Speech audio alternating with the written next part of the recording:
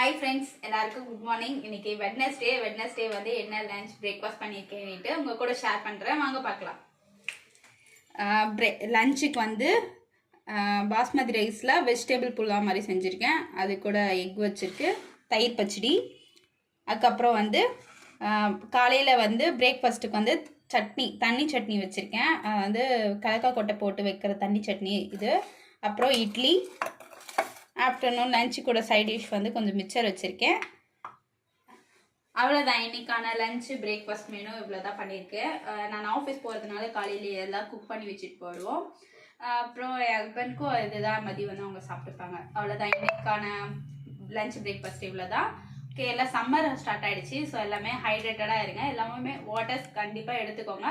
Okay friends, பாய். Next வீடியோவில் சந்திக்கலாம். மறக்காமல் சப்ஸ்கிரைப் பண்ணிவிடுங்க எல்லாரும். ஓகே, பாய்.